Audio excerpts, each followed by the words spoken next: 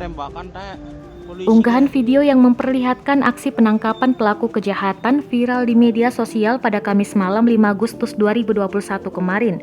Video berdurasi 27 detik tersebut pertama kali diunggah oleh akun Instagram @tegalhits yang kemudian tersebar di grup WhatsApp. Dalam unggahan tersebut dijelaskan, salah satu warga yang berada di dekat lokasi melihat langsung aksi penyergapan oleh petugas kepolisian kepada pelaku kejahatan.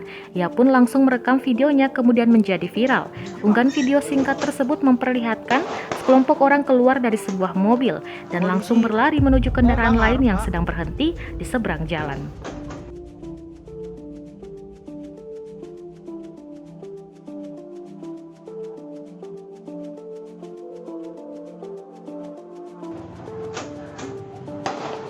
Turun teh.